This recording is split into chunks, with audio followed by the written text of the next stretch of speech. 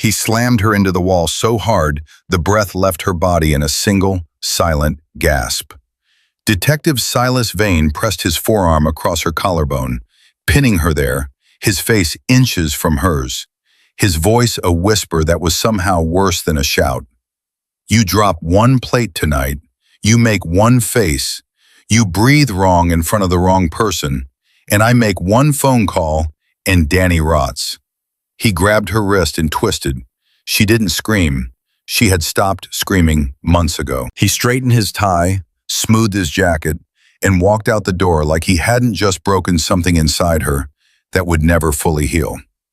If this story moves you, please subscribe to our channel and follow Clara's journey all the way to the end. Drop a comment and tell me what city you're watching from.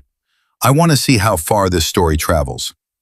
The Sapphire Gala was the kind of event Clara had worked a dozen times before and hated every single one. Not because of the work. Clara Bennett had never been afraid of work. She had been waitressing since she was 17, picking up weekend catering shifts to help her mother pay rent, then doing it full-time after her mother got sick, then continuing even after her mother was gone, because the bills didn't stop just because grief knocked you flat. No, it wasn't the work that made her stomach tight as she pushed through the service entrance of the Palmer House Hilton that Friday night. It was the fact that Silas would be inside. She clipped her name badge to her lapel with fingers that wouldn't quite steady themselves. Around her, the other servers moved with practiced efficiency, adjusting cuffs, balancing trays, running through their assignments with the catering coordinator, a compact, no-nonsense woman named Diane, who had been doing this for 20 years and had absolutely zero patience for tardiness or personal problems. Bennett, Diane said without looking up from her clipboard. East Corridor, appetizer rotation. You're on champagne and bruschetta for the first hour, then we move you to the main floor for the dinner service. Don't stop moving, don't linger. These people pay $5,000 a plate, and they do not want to see your face for more than 4 seconds at a time. Yes, ma'am, Clara said. She lifted her tray, straightened her back, and walked through the service door into the glittering world of the Sapphire Gala. The ballroom was enormous and loud and drenched in blue light. Crystal chandeliers caught the glow and sent it scattering across the ceiling in 1,000 fractured points, like a sky that had been shaken loose from its frame. Men in black tuxedos moved between women in gowns that cost more than Clara's yearly salary. Laughter rose and fell in practiced waves. Glasses clinked. A string quartet played something elegant and distant from a platform near the far wall. Clara moved through it all like a ghost. That was the job. You were present but not seen, available but not obtrusive. You existed in the exact margin between visible and invisible, and you stayed there, and you smiled, and you kept the champagne flowing. She was good at it. She had always been good at it. What she was not good at, tonight, was breathing. Her ribs felt like they were wrapped in wire. She had eaten almost nothing that day, a habit she had fallen into over the past several months, without quite realizing it, her appetite shrinking along with every other part of herself that Silas had methodically dismantled. She had taken 2 aspirin before leaving her apartment and told herself the headache pressing behind her eyes was nothing, just tension, just the usual. She was wrong about that, but she didn't know it yet. Champagne, she said, stopping beside a cluster of men in their 50s who were discussing something in low, serious voices. One of them took a glass without looking at her. The others waved her off. She moved on. She had been working the floor for about 40 minutes when she saw Silas across the room. He wasn't in uniform. Of course he wasn't. Tonight he was in a charcoal suit, his silver-streaked hair slicked back, his jaw set with the kind of casual authority that people with power wore like a second skin. He was talking to a city councilman, laughing at something, his hand on the man's shoulder in that proprietary way he had, like everyone around him was something he owned. His eyes found her the second she appeared in his line of sight. He didn't react. He never reacted in public. That was part of the game. He simply held her gaze for exactly 3 seconds, which was long enough to communicate everything. I see you. I own you. Behave. Clara looked away first. She always looked away first. She rotated to the east corridor, refilled her tray, came back out, kept moving. The wire around her ribs tightened another notch. The headache spread from behind her eyes to the base of her skull. Her feet hurt. Her left wrist, where Silas had grabbed her earlier, throbbed with a dull, persistent ache that she was doing her best to ignore. Around the 90-minute mark, Diane flagged her over and reassigned her to the main floor for the dinner service. This was the harder rotation. More guests, more movement, longer shifts between tray refills, more eyes watching, more chances to make a mistake. Clara nodded, accepted the new tray, and pushed forward. It was while she was navigating between two long tables, her tray loaded with small plates of salmon and dill, that she heard his voice directly behind her. "You're doing good, baby," Silas said, low and quiet, close enough that his words landed against the back of her neck. "Real good. Keep it up." She nearly dropped the tray. She caught herself, steadied, kept walking. She did not turn around. Turning around was what he wanted. Any visible reaction was what he wanted. Proof that he could reach inside her from across a crowded room and wrap his hand around her spine. She made it to the table, distributed the plates, smiled at the guests, thanked them, moved on. And then the room tilted. It was subtle at first, the way these things always are.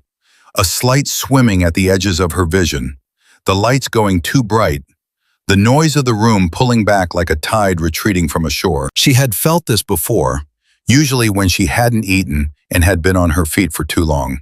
And she knew from experience that she had maybe 2 or 3 minutes before it became a problem. She needed to get to the service corridor. She needed water and a chair and 60 seconds off her feet. She turned toward the back of the room, but the crowd was thick, and a cluster of guests had shifted position in a way that blocked her direct path. And she was trying to navigate around them while the tilting in her vision got worse, the lights getting brighter and then dimmer all at once, her heartbeat loud in her ears, her tray growing impossibly heavy. She didn't make it to the service corridor. What happened next happened very fast. Her knees buckled. The tray went sideways. She registered, distantly, the sound of glasses sliding, of something hitting the floor, and she thought, with the strange clarity of a mind going dark, "I'm going to fall, and there is nothing I can do about it." And then she didn't fall. Something caught her. Not something. Someone. An arm, solid as a wall, came around her waist from behind, catching her before her knees could fully give out, steadying her with a grip that was firm but not rough, absorbing her weight with the ease of a man who had carried heavier things than a woman in a white server's uniform. "I've got you," said a voice, low, calm, certain. Clara's vision was still swimming. She grabbed at the arm that held her instinctively, her fingers closing around a sleeve, fine wool, expensive. She could hear the murmur of guests nearby, the shuffle of someone moving away, and Diane's voice cutting through the noise from somewhere behind her, saying something sharp about clearing space. "I need to," Clara started. "You need to stop trying to walk," the voice said. "Give it a second." She did. She stood there, held up by a stranger's arm, her eyes squeezed shut, waiting for the room to stop moving. Slowly, it did. The lights settled back into something manageable. The roaring in her ears faded to a low hum. She opened her eyes. The man holding her was taller than she'd expected, dark-haired, somewhere in his early 40s, with the kind of face that was not conventionally handsome, so much as it was arresting. Sharp-boned, carefully composed, the face of a man who had learned long ago to reveal exactly as much as he chose, and not a fraction more. His eyes were dark, a deep brown that was almost black, and they were watching her with an attention that was quiet and complete and slightly unnerving. She realized she was still gripping his sleeve. She let go immediately, stepping back, or trying to. He kept his arm around her waist, not possessively, but steadying, like a man who wasn't convinced she wouldn't go down again the moment he released her. "I'm sorry," she said. Her voice came out thinner than she wanted it to. "I'm so sorry. I don't know what happened. Don't apologize," he said. "Can you walk?" "Yes, I think so. Yes." He guided her to the side of the room, near a pillar that put them partially out of the direct flow of traffic. He didn't release her arm until she was standing with her back against the pillar and had both feet solidly under her. Then he let go and took one half step back, giving her space without abandoning her, the way a person does when they're not sure whether the situation is over. "Drink this," he said, and produced a glass of water that she had not seen him acquire. She didn't question it. She took it and drank. He watched her. She became aware in that moment of how she must look to him. Her uniform was slightly disheveled from the near fall. Her face was almost certainly pale, maybe gray. Her hair had come loose from its clip on one side, and her left sleeve, which had ridden up slightly in the chaos, was now showing approximately 3 inches of forearm that she had spent all evening keeping covered. She set the water glass down and reached to pull the sleeve back down. She was almost fast enough. His eyes dropped to her wrist. Just for a second, just long enough. She got the sleeve down. She held her arm against her side. She looked up at him and said, with a smile that was entirely constructed, "Thank you. Really. I didn't eat enough today, that's all. It happens. I'm fine." He didn't return the smile. He was still looking at her, and now there was something different in his expression, something that had moved behind those dark eyes, slow and deliberate as a door being opened from the inside. "Who hurt you?" he said. The question was so simple, so direct, so utterly without preparation or softening, that for a moment Clara couldn't even process it as a real question. She had been expecting polite concern, a suggestion that she sit down, maybe a comment about the heat in the room. She had not been expecting those 3 words, delivered in a voice as quiet and absolute as a verdict. "I'm sorry," she said, as if she hadn't heard him. "Your wrist," he said. "Those are not old bruises." "I bumped it at—" "Don't," he said, one word, and she stopped talking. Not because he was threatening her, not because his voice had raised or his expression had hardened. She stopped talking because of the way he said it, like he'd heard every version of that sentence before, and respected her too much to make her finish it. The silence between them lasted 4 seconds. Then Silas Vane appeared at her elbow.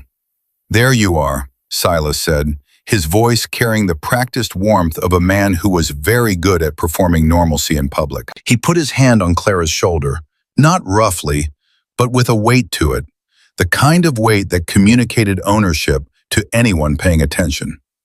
"Baby, I was looking for you. You okay? I heard there was some kind of incident." Clara did not look at Silas. She looked at the man in front of her, the man who had caught her, whose arm had been around her waist 60 seconds ago, who had just asked her a question she had no safe answer to. The man looked at Silas's hand on Clara's shoulder. Then he looked at Silas. His expression did not change in any way that a casual observer would notice.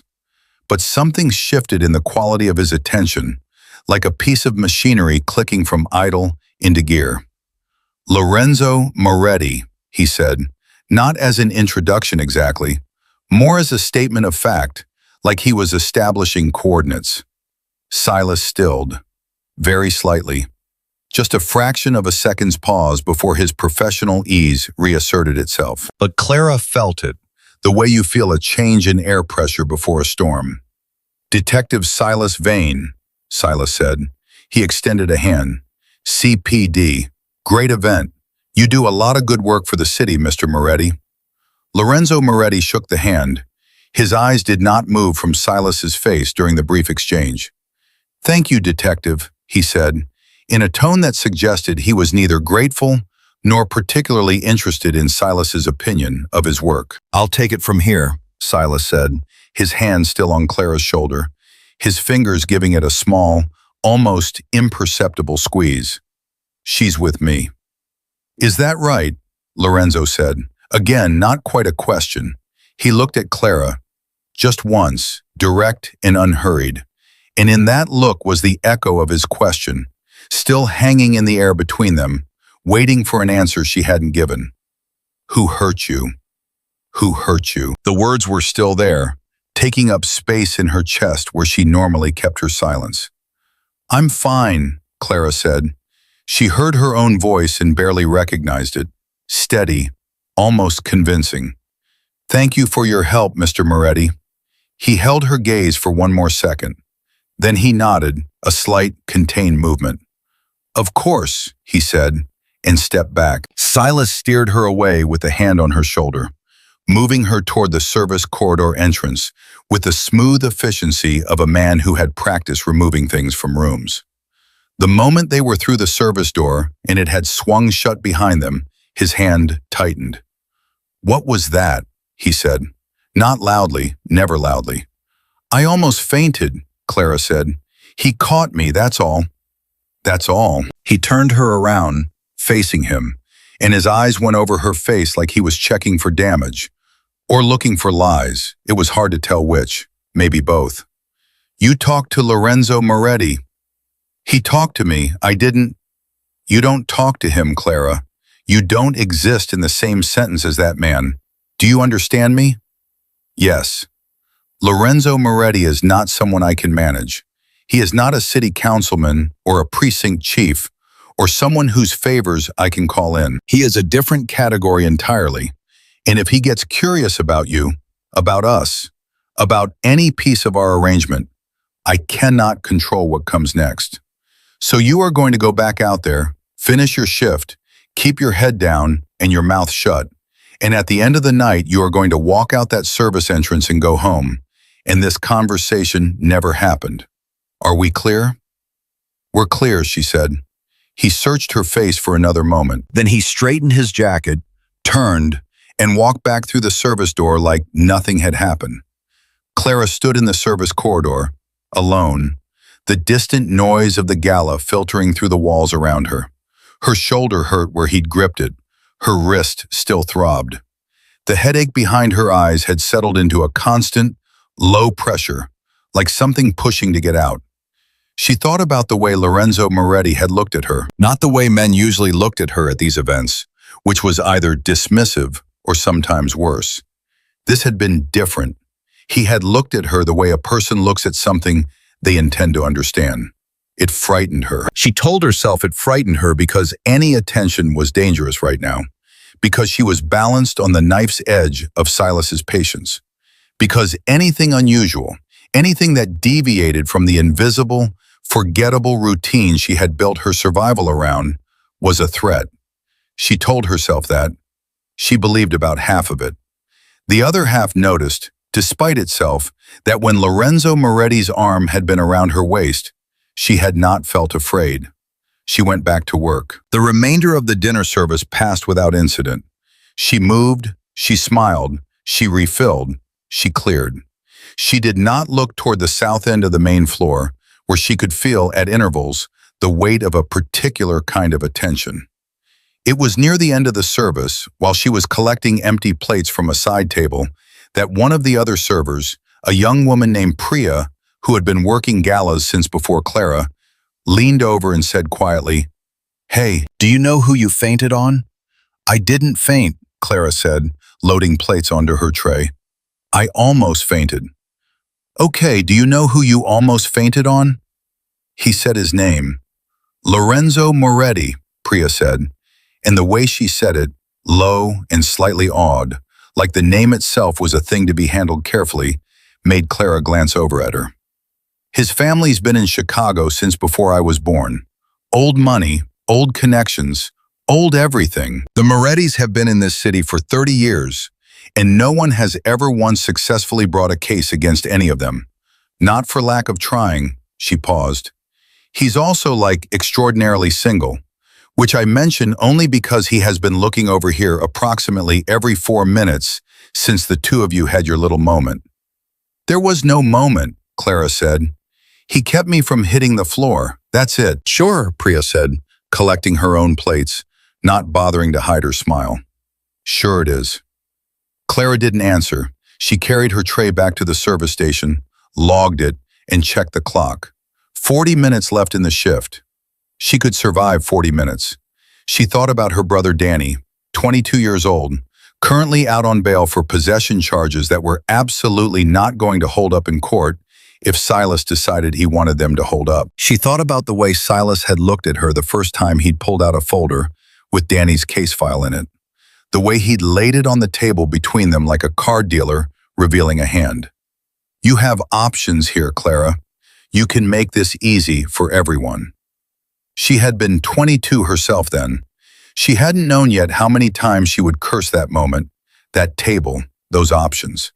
She knew now. She finished her shift. She helped with the breakdown, collected her payment envelope from Diane, changed out of her uniform in the staff bathroom, and pulled on her coat, a thin gray thing that was not warm enough for a Chicago march, but was all she had.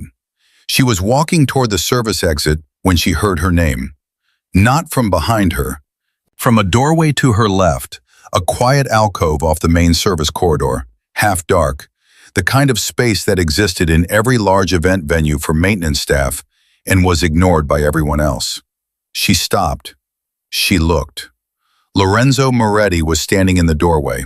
He was still in his jacket, though he'd loosened his tie. He was holding 2 paper cups of coffee, the kind that came from the staff break room, not the kind that came from the bartender's station upstairs, and he held one of them out toward her with a directness that managed, somehow, to not be threatening.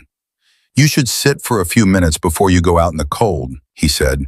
"You've been on your feet for 4 hours." "I'm fine," she said. The words came out automatically, a reflex so old and deep it barely felt like a choice anymore. "I know you're going to keep saying that," he said, "but I watched you almost pass out an hour ago. And I watched a man in a charcoal suit put his hands on you in a way that was not how a man touches someone he cares about. So if you're fine, you can have a cup of coffee and then prove it to me by walking out of here with no wobble in your step. If you're not fine, you can have a cup of coffee and not have to pretend for 5 minutes." Clara stared at him. In 24 years of life, in 2 years under Silas Vane's thumb, nobody had ever spoken to her in quite that way. Not like a problem to be solved, not like a situation to be managed, not like a burden to be ignored, like a person who was being seen clearly, without anything being asked of her in return, and offered, with complete simplicity, 5 minutes of rest. "Who are you?" she said, and she meant it as a genuine question, not a challenge. He almost smiled, just the corner of his mouth, barely there. "I told you my name," he said. "That's not what I asked." He considered this. Then he said, "Someone who has seen what that kind of bruise looks like before, and what it usually means." He extended the coffee cup again. "Sit down, Clara, just for a few minutes." She should have said no. Every survival instinct she had been painstakingly cultivating for 2 years told her to say no, to smile, to make an excuse, to walk out the service exit and get on the bus and go home, and lock the door and be grateful that she had made it through another night without anything getting worse. She sat down. She took the coffee. For a moment, neither of them said anything. The noise of the gala cleanup filtered through from the main floor, muffled and distant. A door banged somewhere far down the corridor. A radio played something quiet that she couldn't identify. "He said you're his," Lorenzo said. Not accusatory, factual, the way a man states something he's testing for accuracy. "He said I'm with him," Clara corrected quietly. "Same thing, in his world." "Yes," she said, "in his world, yes." Lorenzo looked at her.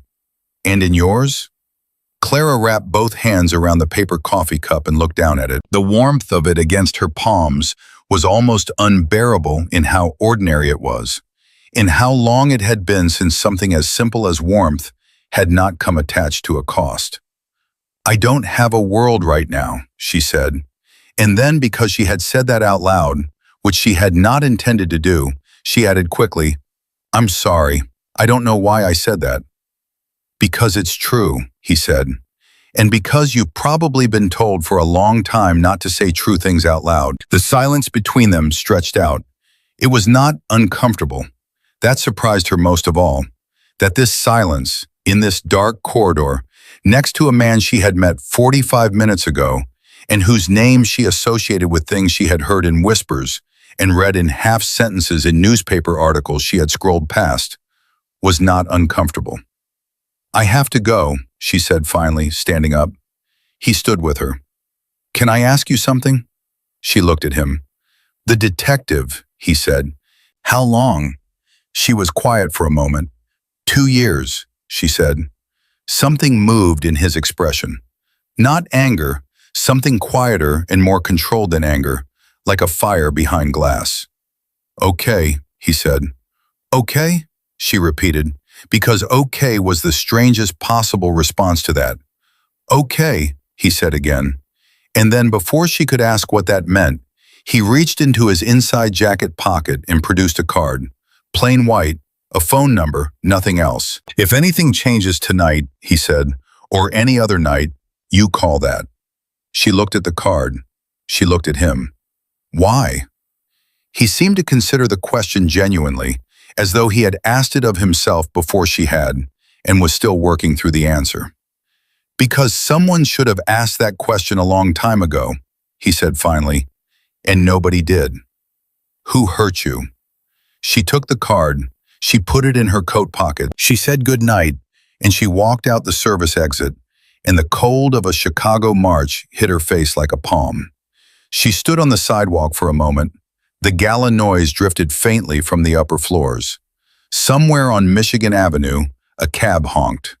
The city moved around her, indifferent and enormous, the way cities are. She reached into her pocket. Her fingers found the card. She didn't throw it away. She went home.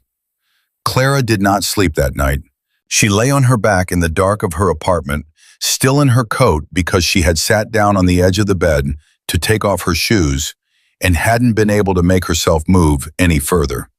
And she stared at the water stain on the ceiling that she had been meaning to report to the landlord since October and had never gotten around to because reporting things to people in authority had stopped feeling like a viable option somewhere around the time a detective had made it clear that authority was his, not hers. The card was on the nightstand. She had not put it there intentionally. She had emptied her coat pockets the way she always did. Phone, keys, the folded tip envelope from Diane, and the card had come out with everything else and landed face up on the nightstand. The plain white of it somehow very loud in the dim room. Just a number, no name, no title. She turned over so she couldn't see it. She thought about the way Silas had looked at her in the corridor, the particular quality of his stillness when Lorenzo Moretti had said his name. Silas Vane was not a man who was easily rattled. She knew that better than almost anyone alive. She had spent 2 years studying the architecture of his composure, the way a person studies the layout of a building they are trapped in, mapping every exit, every room, every place where the walls were thinnest. She knew his tells, the small muscle in his jaw, the way his left hand closed slightly when he was controlling something. He had done both of those things when Lorenzo Moretti extended his hand for a shake. That meant something. She just didn't know yet whether it meant something good or something that would make everything exponentially worse. Her phone buzzed at 12:47. She knew before she looked. Silence. The text said, "We need to talk tomorrow. My office. 9 a.m. Not a suggestion. She put the phone face down on the mattress and closed her eyes. Sleep did not come for a very long time. At 8:55 the next morning, Clara was sitting in the hallway outside Silas Vane's office at the 18th District Precinct, her hands folded in her lap, watching the second hand move around the clock on the wall opposite her. She was wearing the blouse with the longer sleeves. She had learned, in the beginning, to build her wardrobe around coverage, which sounds dramatic when you say it out loud and feels terrifyingly normal when you have been doing it long enough that you stop noticing. The officer at the front desk, a young guy who looked like he was maybe 23, and had not yet learned that apathy was the professional default in this building, had offered her coffee when she came in. She'd said yes purely because accepting the coffee gave her something to do with her hands while she sat there waiting for a man who made her feel like she was made of something breakable. The door opened at 9:03. Silas stood in the doorway, jacket off, sleeves rolled to the elbows, every inch of him radiating the particular energy he used when he wanted to remind her that this was his territory and she was a guest in it who served at his pleasure. "Come in," he said. She went in. He closed the door. He walked to his desk. He did not invite her to sit, which was deliberate, so she stood, holding her coffee cup with both hands, waiting. "Lorenzo Moretti called this precinct this morning," Silas said. Clara kept her face still. "He requested a copy of the event incident report from last night. Standard, apparently, when something happens at an event hosted under his family's name. A server almost fainting qualifies." Silas opened a folder on his desk without looking at it, a prop she had come to recognize when he used things as props. "So now your name is in an official document with his name adjacent to it, which is exactly what I told you not to let happen." "I didn't let anything happen," Clara said carefully. "I almost fainted. He caught me. I didn't know who he was." "You knew who he was by the time the conversation was over. He introduced himself." "And then what?" Silas looked up at her. "What did you talk about, Clara? In the service corridor, the two of you, alone, after the main event." Her heart rate did something she hoped was not visible. "How do you know about that?" "I know everything that happens in this city," he said. And he said it the way people say things that are only partially true, but want to sound absolute. "What did you say to him?" "Nothing," she said. "He gave me a cup of coffee and told me to sit down before I went out in the cold. I sat for 5 minutes and left. That's all." Silas studied her for a long moment. She held the eye contact because looking away was worse. Looking away was an admission, and she had learned that specific lesson early and hard. "He gave you something," Silas said. The card on her nightstand, face up, plain white. "No," she said. "Clara." "No, Silas. He gave me a cup of coffee from the break room and told me to be careful walking in the cold. That's it. That's the whole thing." Another long moment. The clock on his wall ticked. Somewhere in the building a phone rang and was answered. "Stay away from him," Silas said finally. "I mean it. Whatever curiosity he has about you, whatever his reason for pulling that incident report, it goes nowhere if you give him nothing to look at. You become completely unremarkable. You do your shifts. You answer my calls. You do not wander into the orbit of Lorenzo Moretti. Understood?" "Understood," she said. He dismissed her with a look and picked up his phone, turning away, and she walked out of his office and back through the hallway and out the front door of the 18th District Precinct into the cold morning air. She stood on the sidewalk. The city was fully awake around her. Early traffic, a hot dog cart that was already set up on the corner despite the temperature. 2 kids on a school bus with their faces pressed to the window, watching something across the street. She reached into her coat pocket. The card was there. She had not emptied that pocket last night.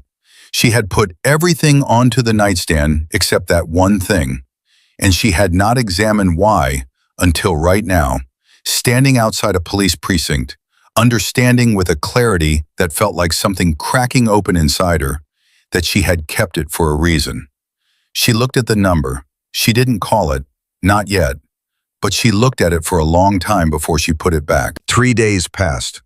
On the first day, nothing happened, except that Danny called her from the number he used when he didn't want the call traced to his regular phone, which meant he was scared about something, and he talked for 20 minutes about the case, about his public defender, about the continuance that had been pushed to April. And Clara listened and said the right things and did not tell him about the gala or Silas's warning or the card in her coat pocket. On the second day, Silas showed up at her apartment at 11 at night, which was not unusual. and he was in a mood she recognized as one of the more dangerous ones. Not violent exactly, not yet, but pressurized. The kind of mood that could go several directions depending on what she said and how she said it. She said almost nothing. She made him coffee. She answered the 3 questions he asked her. She let him leave when he was ready to leave. She sat on the bathroom floor afterward for a while, without particularly meaning to. On the 3rd day, she got a call from a number she didn't recognize, and something made her answer it instead of letting it go to voicemail, the way she usually did with unknown numbers. "Miss Bennett," said a woman's voice, professional and not unkind. "My name is Vera. I work for Lorenzo Moretti. He asked me to reach out to you and let you know that if you're available, he'd like to speak with you at your convenience. No pressure. His word." Clara sat down on her kitchen chair. "How did you get this number?" "Mr. Moretti has resources," Vera said, which was not exactly an answer but was somehow not evasive either, just the simple statement of a fact about the world. "He wanted me to tell you that the conversation would be entirely at your discretion. Location of your choosing, time of your choosing. He's not asking you for anything. He just wants to talk." The phrase, "he's not asking you for anything," landed somewhere inside Clara's chest with a weight she hadn't anticipated. "I'll think about it," Clara said. "Of course," Vera said. "I'll leave you my number. Whenever you're ready." Clara hung up and sat at her kitchen table for a long time. She thought about what Lorenzo Moretti could possibly want from her. She ran through the options the way she had trained herself to run through everything, systematically, assigning probabilities, looking for the trap in each possibility. He was curious about Silas. He was curious about her. He wanted something from her that had to do with Silas. He was dangerous in a way that looked like safety. He was running some angle she couldn't see yet. All of those were possible. All of them were things she should be afraid of. She called Vera back 40 minutes later. She said, "There's a diner on West Randolph, Doris's. I can be there at 2 tomorrow afternoon." Vera said, "He'll be there." Clara arrived at Doris's at 1:55, which was not like her. She was usually exactly on time, but something had moved in her this morning that felt like urgency, or possibly just recklessness. She wasn't sure yet which one. She took a booth in the back corner, the one where she could see the door, and ordered coffee and waited. Lorenzo Moretti walked in at exactly 2 o'clock. He was alone, which surprised her. He was in a dark coat, no suit jacket, no tie.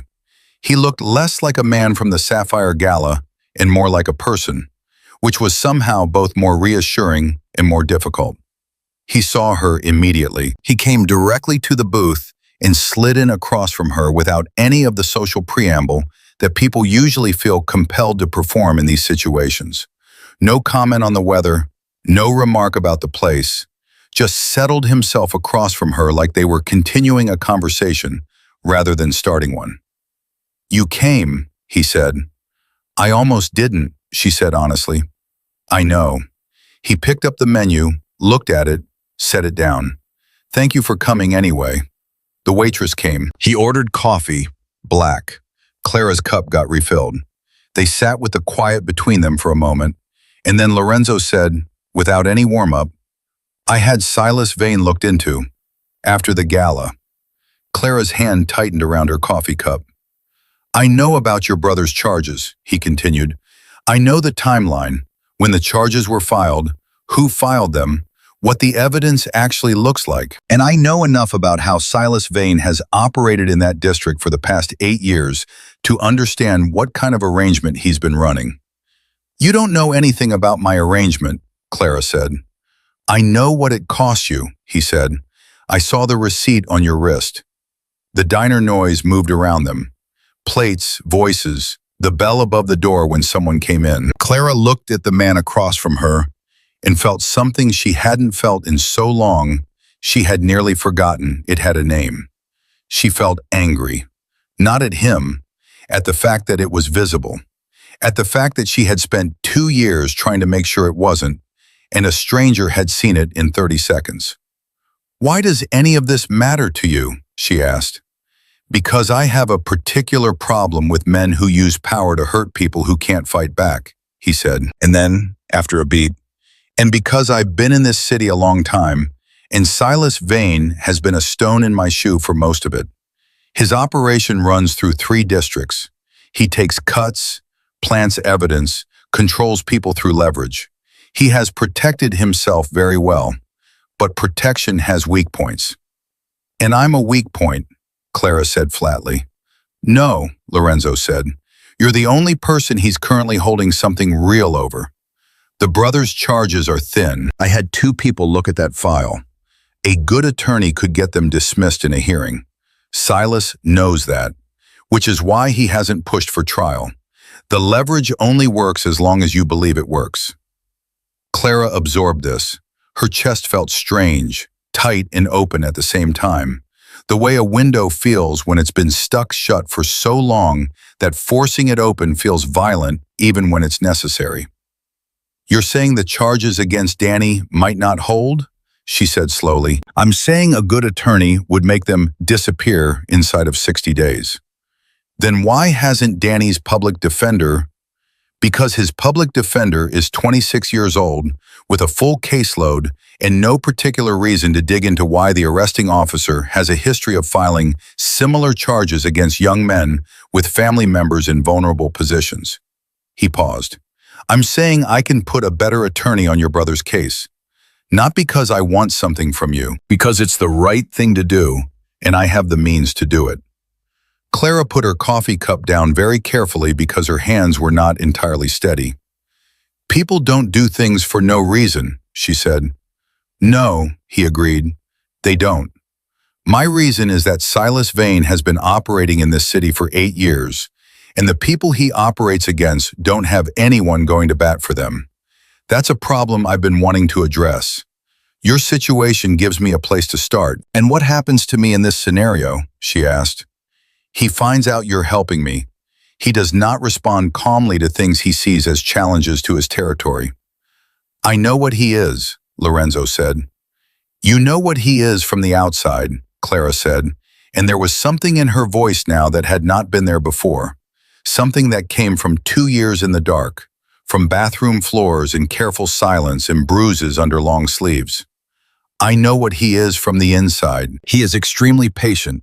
He is very smart. And when he feels like something is being taken from him, he doesn't get loud about it. He gets quiet. And that's when he's most dangerous. Lorenzo looked at her.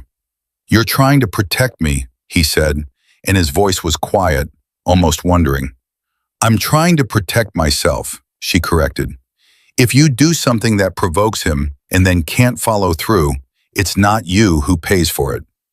I follow through, he said. The certainty in those 3 words was something she could feel physically. Not a boast, not a performance, just the simple, unadorned statement of someone who had never said something they didn't mean. This is insane, Clara said mostly to herself. Yes, Lorenzo agreed, but you're still sitting here. She looked at him. She thought about her brother, 22, counting days. She thought about Silas's hand on her shoulder at the gala, the weight of it, the ownership in it. She thought about 48 months of being afraid to breathe wrong. She thought about her mother, who had raised her to have a backbone and would have had a great deal to say about what her life had become, most of it involving language that was not suitable for polite company. What would it look like, she said, if I said yes? Lorenzo leaned forward slightly. First, we get an attorney on Danny's case quietly. No connection to me on paper. Clean filing, legitimate grounds. Second, you continue your normal routine. Nothing changes on the surface. I need him comfortable. A man who thinks he's in control makes mistakes. And third, she said, because there was always a third. Third, Lorenzo said, you stop being alone in this. Clara looked at the man across the diner table from her. She thought about the card, plain white, that she had kept without letting herself examine why. She thought about the service corridor, the cup of coffee, the 5 minutes that had not felt like a trap. She thought about who hurt you.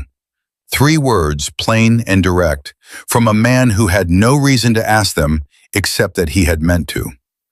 "I want to talk to Danny first," she said. "I want to tell him myself. He doesn't like being helped by people he doesn't know, and he likes it even less when he finds out after the fact." "Of course," Lorenzo said, "and I want to know the attorney's name before anything is filed. I look her up myself. If I don't like what I find, we stop." "Agreed." "And," she stopped. "And," he said, "and I need you to understand that I am not someone who is easily rescued," she said, and she looked at him steadily when she said it. "I have been managed and handled and controlled for 2 years by someone who thought he understood my limits. I'm not interested in trading one version of that for another. I'm interested in getting my brother out of a situation he shouldn't be in and getting my life back. That's all." Something moved in Lorenzo Moretti's expression.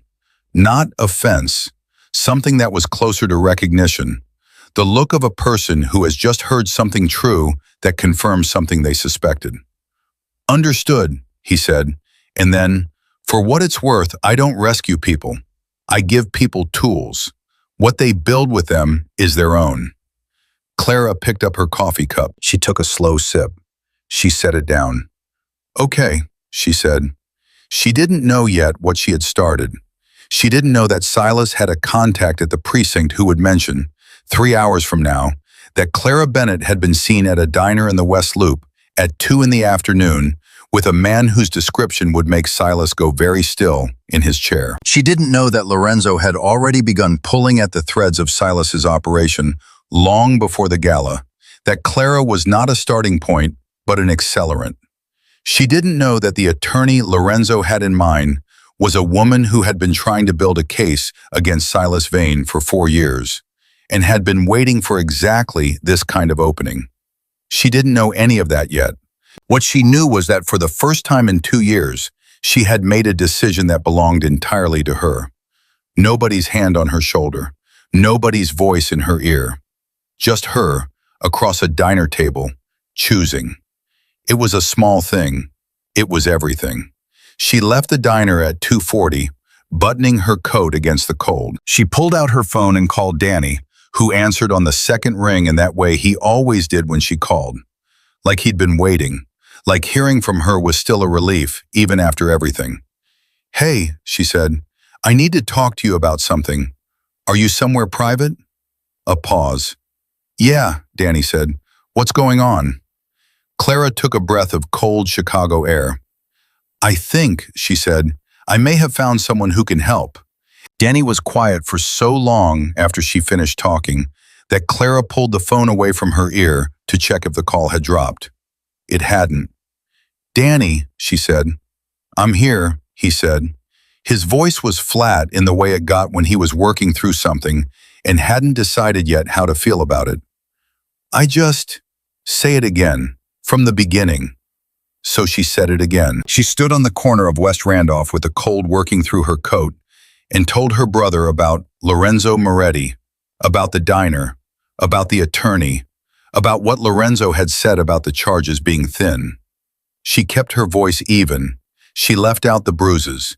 She left out the corridor at the gala. She told him the parts he needed to hear, without the parts that would send him into a spiral of guilt that would not help either of them right now. When she finished, Danny said, "Clara, this man is in the mob." "I know what he is." "Do you? Because from where I'm sitting, you're telling me you're going to let a Chicago crime boss run legal interference on my case, and you're saying it like it's a normal Tuesday." "It's a Thursday," she said. "That's not funny." I know it's not." She pressed her back against the wall of the building behind her, getting out of the pedestrian traffic. "Danny, I have been keeping you out of a cell for 2 years by doing things I will not describe to you over the phone. I have been doing that because I believed I had no other options. I am telling you right now that someone has shown me a different option, and I need you to at least consider it." Another silence, shorter this time. "What does he want from you?" Danny asked.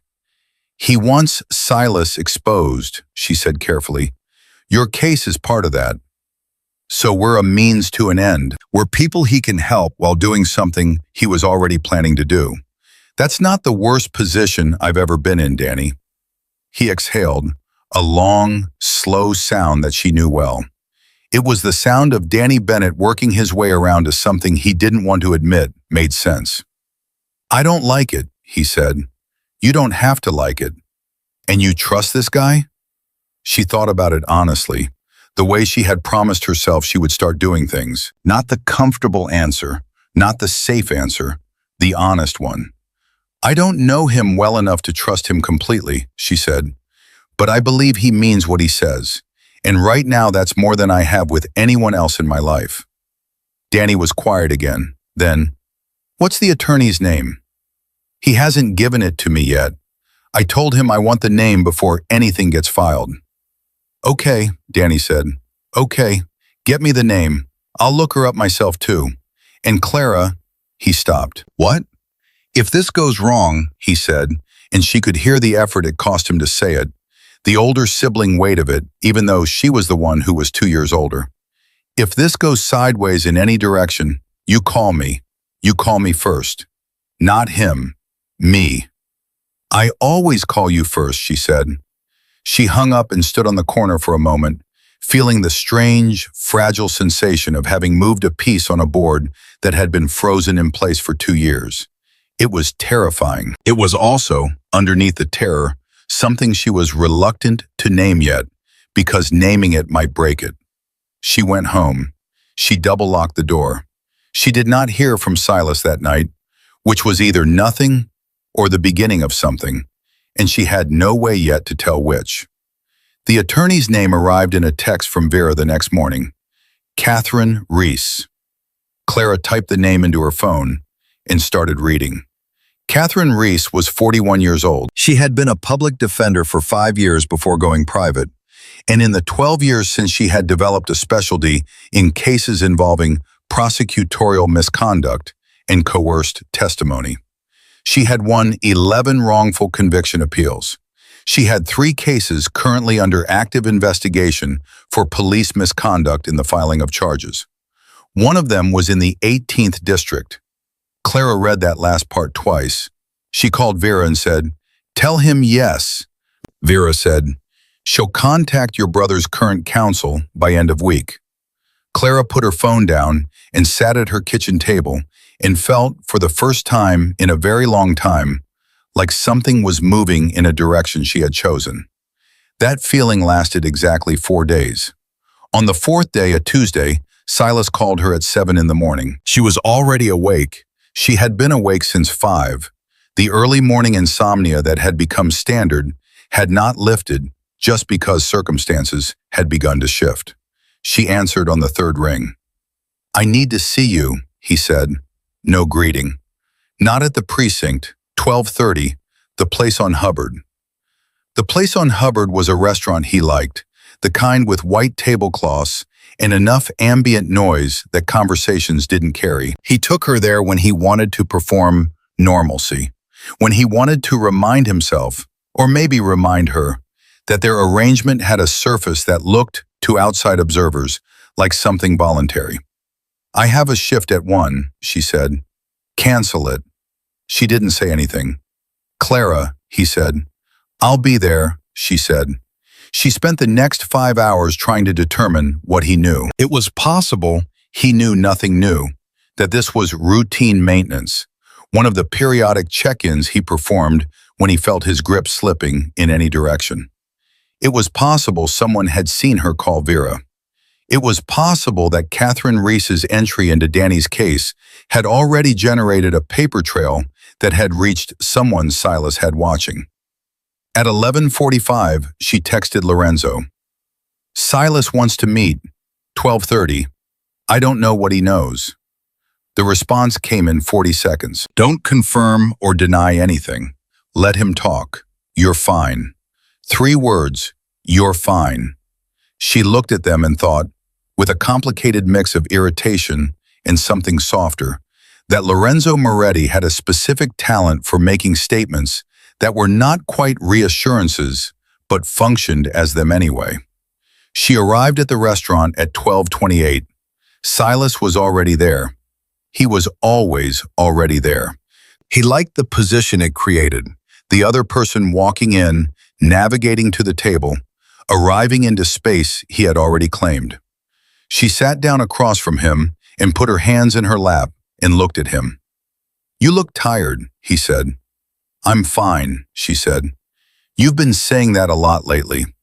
He picked up his water glass, turned it in his hand, set it down.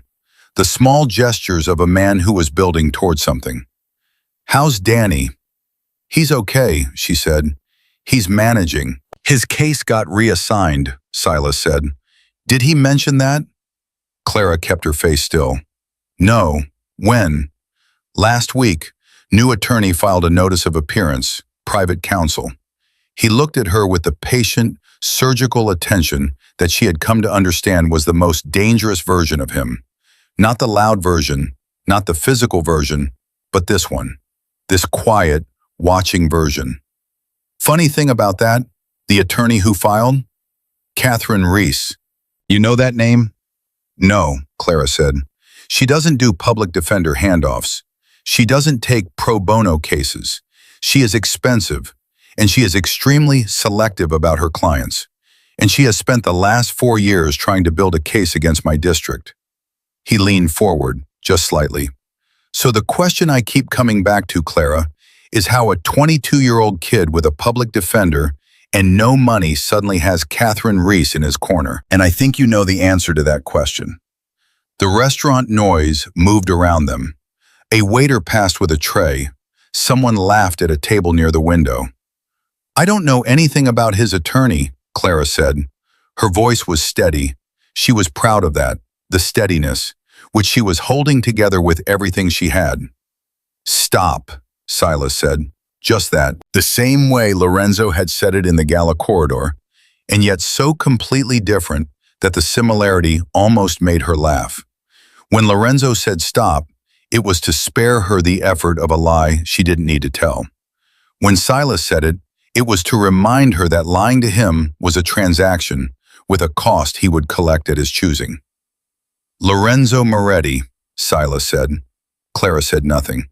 "Did he contact you after the gala? Yes or no?" "He had his assistant call," she said, because there was a version of this she could admit to, a version where she had met him for coffee and nothing actionable had happened yet, a version that might, if she was very careful, satisfy enough of Silas's suspicion to buy her time. "He wanted to make sure I was okay after the incident. I met him briefly. We talked for 20 minutes. He offered me nothing, and I asked for nothing." "And Catherine Rice?" "I don't know how Danny got that attorney," she said. "Danny handles his own case. I give him money when I can, and I answer his calls. That's all I'm in a position to do." Silas studied her for a long, precise moment. She could see him running calculations behind his eyes. The same process she had watched him run 100 times, assigning weights to what she had said, measuring it against what he already knew, looking for the places where the shape of her story didn't quite fill the space of the truth. "You're smarter than you let on," he said finally, and she couldn't tell if it was a compliment or an accusation. "I'm just tired, Silas," she said, and that part was entirely real. He leaned back. He picked up the menu, which was another prop. He had eaten here 100 times and always ordered the same thing. "I'm going to need you at an event on Friday. City finance dinner, same venue as last time, 6 o'clock. "I have a shift Friday," she said. "Cancel it," he said again, and this time there was no ambiguity in his tone. "And Clara, be careful about who you let into your business. This city has a lot of people who look like help and aren't." She smiled at him, the particular smile she had developed for exactly these moments, the one that looked like gratitude and meant nothing at all. "I know," she said. "I always am." She left the restaurant at 1:15 and walked half a block before she stopped, stepped into a doorway, and pressed her back against the wall and breathed. Just breathed. In and out, slow and deliberate, the way the woman at the community center had shown her once in a stress management class she had gone to once and never gone back to because Silas had found the brochure and made his feelings about it known. Her phone buzzed. Lorenzo. How did it go? She typed back, he knows about Catherine, not everything. I held the line, but he's suspicious, and he moves fast when he's suspicious. The reply came, I know. We need to move the timeline up. Can you meet tonight? She looked at the message. She thought about Silas's eyes across the restaurant table, that cold, patient calculation. She thought about what Lorenzo had said, that a man who thinks he's in control makes mistakes. The problem was that right now she was not sure which of them was more in control. And the gap between those two possibilities was where she lived. She typed, yes, same diner, 7. He was there when she arrived, same booth, same dark coat, but this time there was a woman sitting beside him that Clara had not expected. Late 30s, natural hair, reading glasses pushed up on her forehead, a leather folder open on the table in front of her that she closed the moment Clara slid into the booth. Clara, Lorenzo said, this is Catherine Reese. Clara looked at the woman. Catherine Reese looked back at her with the direct, unhurried attention of someone who had spent a career reading people quickly and accurately. I know this is abrupt, Catherine said, but Lorenzo said time was a factor, and I'd rather we talk directly. You're already on Danny's case, Clara said. Since Thursday, Catherine said. I've read the file.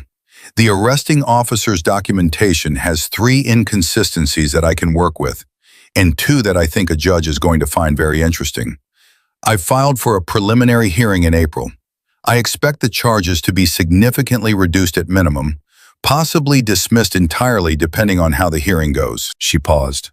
What I need from you is your understanding of the pattern, not just your brother's case, the methodology, how Silas Vane selects people, how he approaches them, how he maintains the leverage. Clara looked at her hands on the table. You want my testimony? Not in court, not yet, possibly not ever, depending on what else we build. But I need to understand the full picture, and you're the most complete picture I have access to. If he finds out I talked to you, Clara began. He already suspects, Lorenzo said quietly from across the table. You know that. He's not going to back off because you stay quiet. He's going to escalate because he's already decided there's a threat. The question isn't whether to move. The question is whether we move first or let him. Clara looked at Lorenzo, then at Catherine, then at her own hands. What happens to Danny, she said carefully, if this goes wrong? If I give you what you need and it falls apart, what happens to him then? The case against your brother is already compromised, Catherine said. Even if everything else fell apart tomorrow, I can get those charges reduced. That's not contingent on anything you do. But it would help, Clara said. It would help significantly, Catherine said. Clara was quiet for a moment. Outside, the city moved past the diner window, headlights catching the wet pavement, people moving in and out of the cold with their collars up. He came to me 2 years and 3 months ago, she said finally. I was working a private event at the Langham.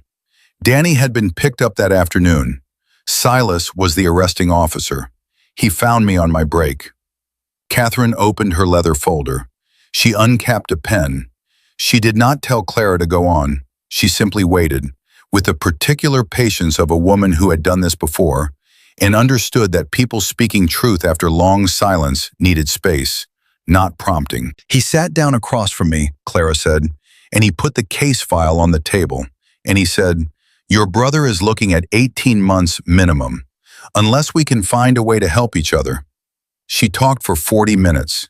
She said things she had not said out loud to another person since they happened.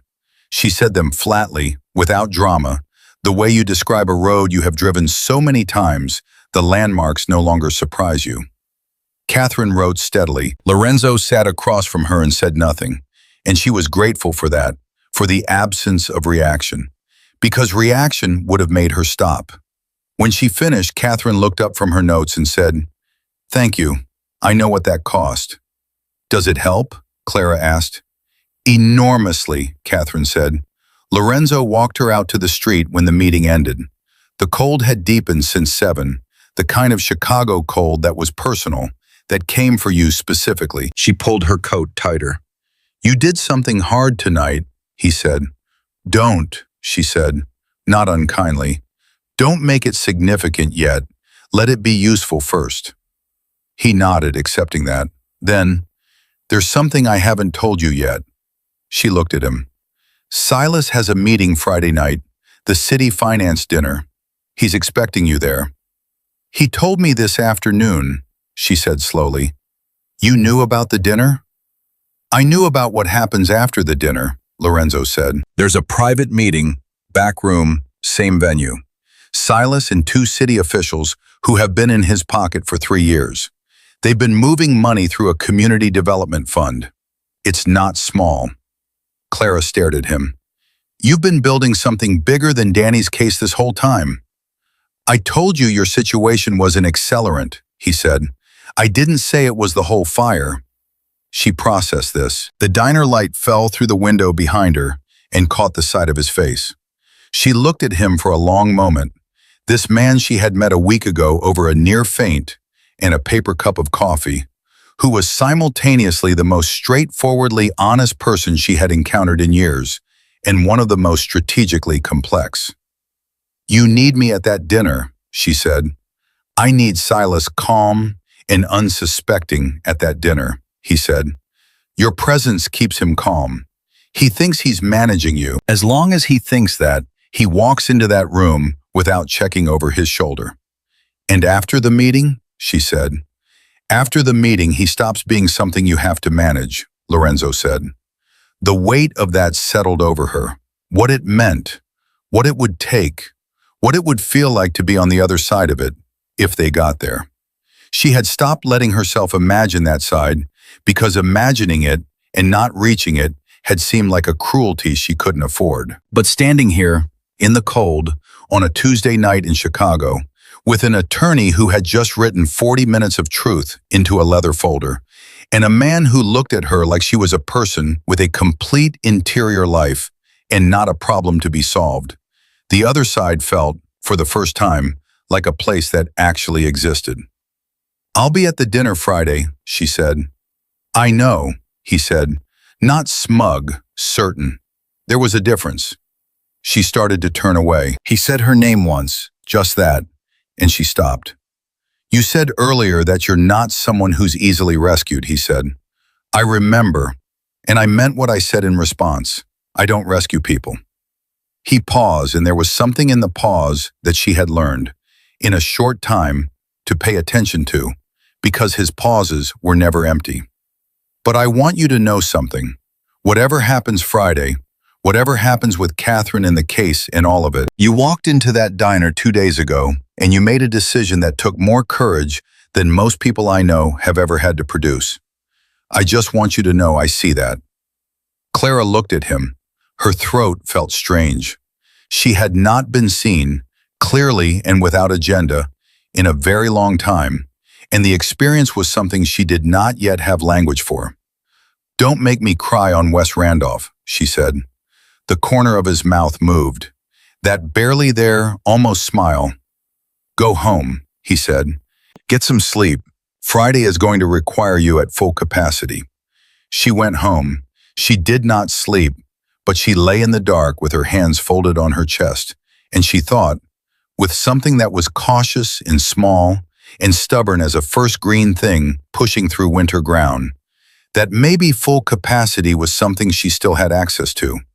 Maybe Silas had not taken all of it. Maybe there was still enough left to finish this. Friday came the way inevitable things always do. Not slowly, not dramatically, but with a kind of quiet, relentless momentum that made the days between Tuesday and Friday feel like they had been compressed into something much smaller than 72 hours. Clara spent Thursday doing 2 things simultaneously. On the surface, she worked a 4-hour lunch shift at a hotel on Michigan Avenue, moved plates, smiled, kept her head down, did the job. Underneath, she ran every possible version of Friday night in her mind. Every scenario, every variable, every place where something could break wrong. She had always been a person who prepared by imagining failure first. It was not pessimism. It was the habit of someone who had learned that surprises were almost never good ones. She had not heard from Silas since the restaurant on Tuesday, which was notable. Silas Vane's silences were not like other people's silences. They were not absence. They were construction. The sound of a man building something you wouldn't see until it was finished, and he was ready to show you. She texted Lorenzo Thursday evening. "Haven't heard from Silas since Tuesday. Is that normal?" The reply came fast. "It means he's focused on tonight's arrangement, which means he's not focused on you. That's what we need." She typed back, "Or it means he already knows everything, and tonight is the trap." A pause. Then, "That's also possible, but you're not going in alone." She stared at that last line for a moment. She had spent so long being alone in this that the concept of not being alone still arrived with a slight disorientation, like stepping off a boat and feeling the ground move under feet that had adjusted to water. She set her phone down and went to pick out what she was wearing tomorrow. Friday, 6:15 in the evening. The city finance dinner was at the same Palmer House Hilton ballroom where the Sapphire Gala had been, which struck Clara as darkly appropriate that this would end, in whatever way it ended, in the same room where it had started. She arrived in her server's uniform, checked in with the catering coordinator, a different one from Diane, a man named Russell who was efficient and humorless, and did not notice or care that her hands were not entirely steady when she signed in. She took her assignment, appetizer rotation on the East Corridor, almost exactly what she had been doing the night she had almost fainted, and something about that symmetry made her feel like she was standing at the beginning of a loop that was finally about to close. The guests arrived in waves between 6:30 and 7. City officials, finance directors, a handful of private sector representatives whose connection to municipal government was the kind that didn't always appear in public records. Clara moved through them, tray level, smile present, eyes tracking the room with a careful, peripheral attention she had been practicing her whole adult life. Silas arrived at 6:52. He was in his charcoal suit again, the same one from the Sapphire Gala, and something about that made Clara's jaw tighten. The casual repetition of it, the way he wore his own routine like armor. He came into the room with two men she recognized from his precinct, both in plain clothes, both wearing the particular expression of men who were present in a professional capacity, but not officially. He found her within 90 seconds of entering. He always found her within 90 seconds. It was one of his skills. He crossed to where she was standing near the East Corridor entrance and stopped beside her, not looking at her directly, both of them facing the room, which was how he liked to do these check-ins in public, side by side, the appearance of nothing. "You look good," he said quietly. "Thank you," she said. "Relax," he said. "You're wound tight. I can see it from across the room." "I'm fine," she said. "You keep saying that." He took a glass of water from a passing tray, not hers. "I need you to stay in the main rotation tonight. Don't go near the East Corridor past 9 o'clock. There's a private meeting in the back room, and I don't want server traffic back there." "Okay," she said. "I'm serious, Clara. East Corridor is off limits after 9. You go to the west side for the late rotation, and you stay there." "I heard you," she said. "I'll stay west."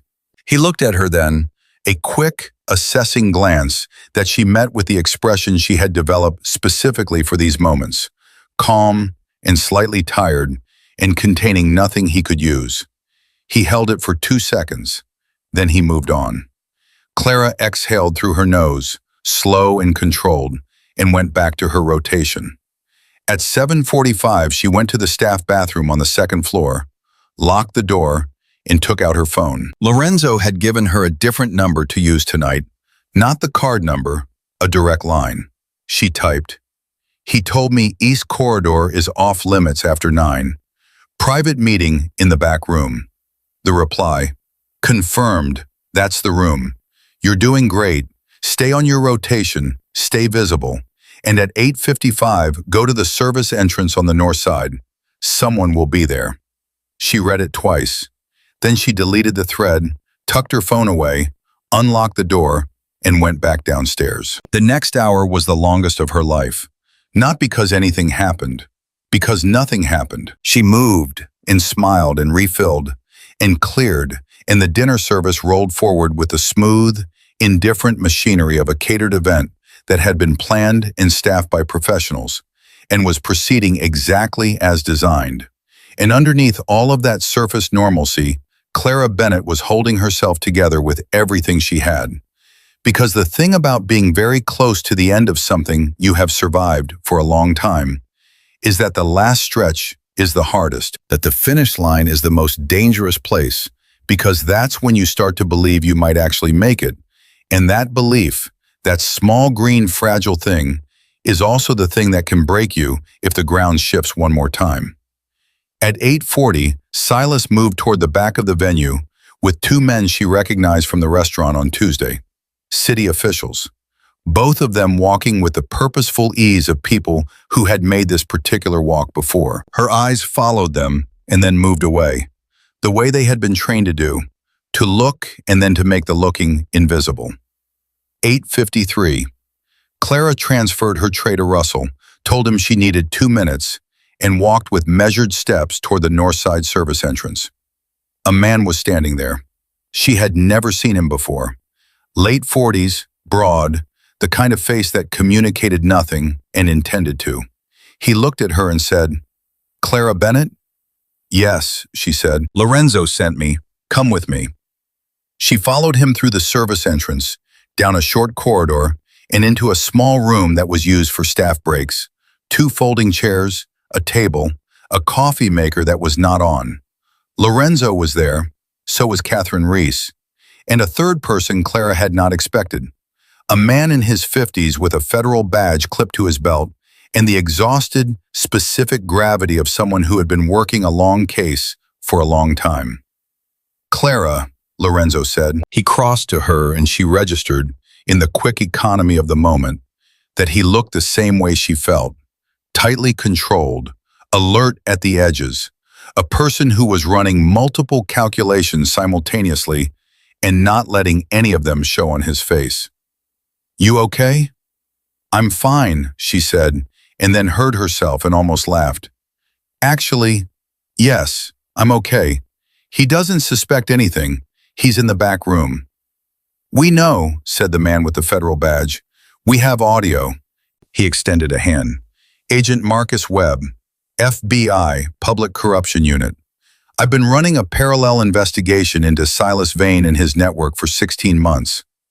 Clara shook his hand and then looked at Lorenzo. "FBI," she said. "I told you the fire was bigger than your situation," he said. "Not defensive, just accurate. When were you going to tell me there was a federal agent involved?" "Tonight," he said, "because tonight is when it became relevant to you directly." She turned this over. The rational part of her understood, the part that had spent 2 years surviving by reading situations accurately and adjusting in real time. The emotional part, the part that had spent 2 years being managed and handled and kept at exactly the level of information that served someone else's purpose, felt the familiar shape of being kept in the dark and reacted to it before she could stop it. "I am not a piece being moved on your board," she said, and she said it to Lorenzo, not Webb, because Lorenzo was the one whose word she had agreed to trust. "You're right," he said immediately, not after a pause, not with the micro-hesitation of someone reaching for the right thing to say. Immediately. "I should have told you sooner. I was managing the risk of the information getting back to Silas. That was my call to make operationally, and it was not my call to make regarding you personally. I'm sorry." The apology landed squarely, without ornamentation, and she absorbed it. "Okay," she said. "Tell me what's happening right now." Agent Webb leaned forward.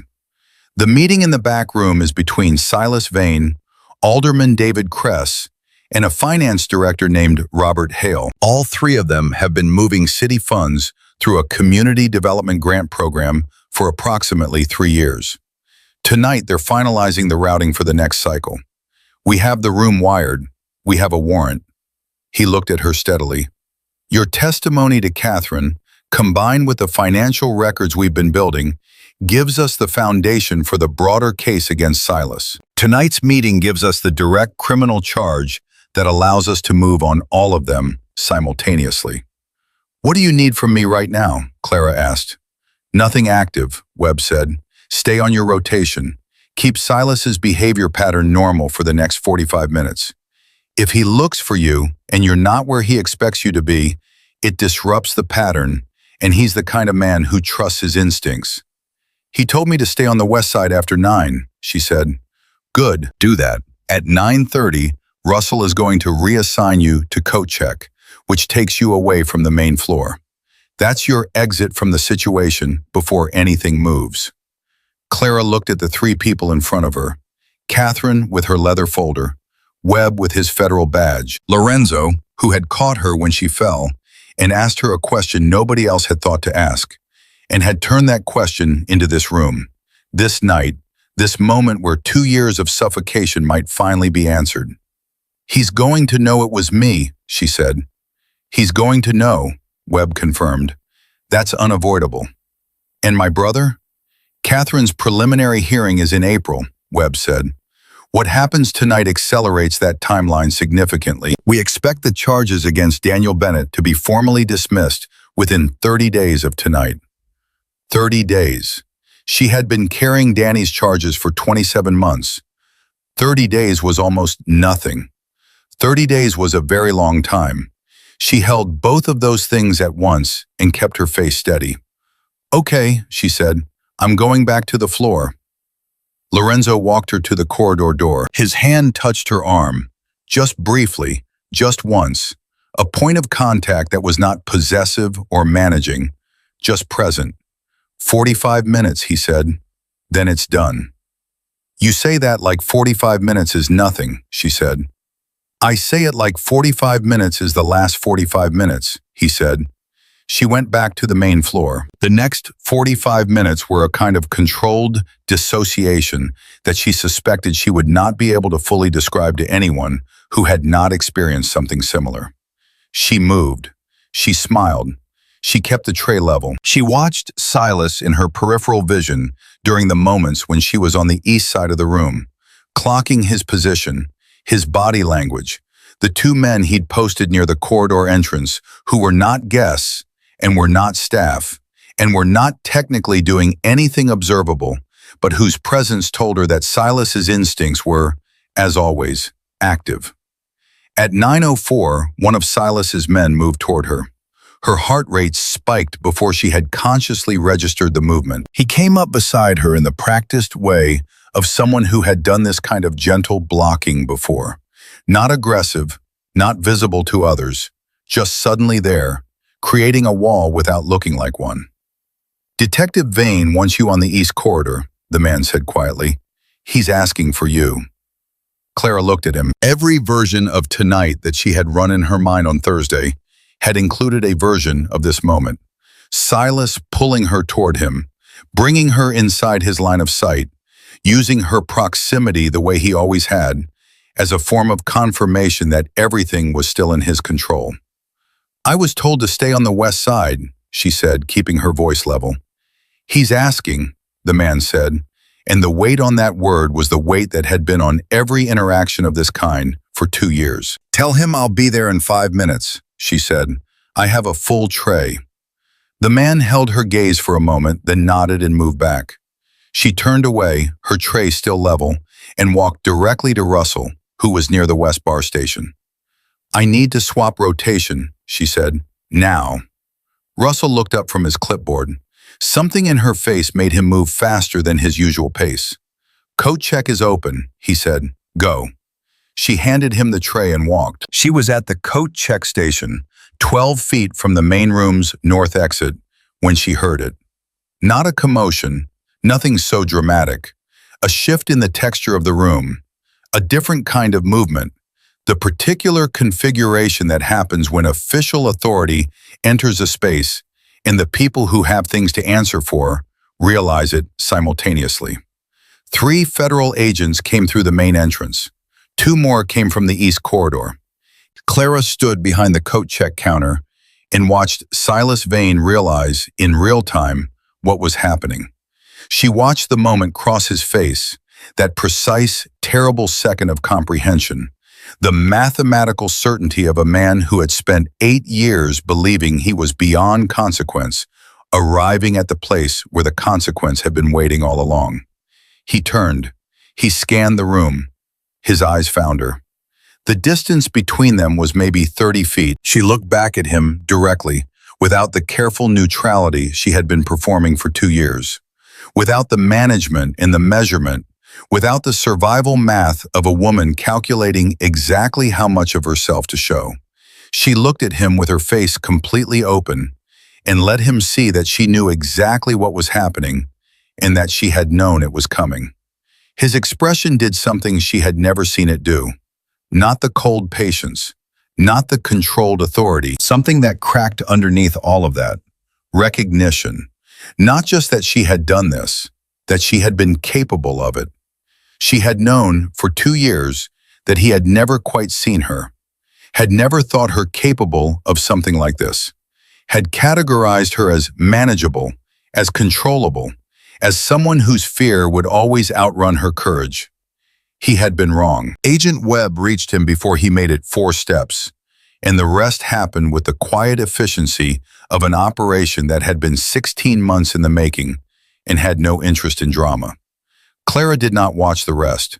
She turned away from the coat check counter, walked through the north exit door, and stepped out into the cold Chicago night. She stood on the sidewalk.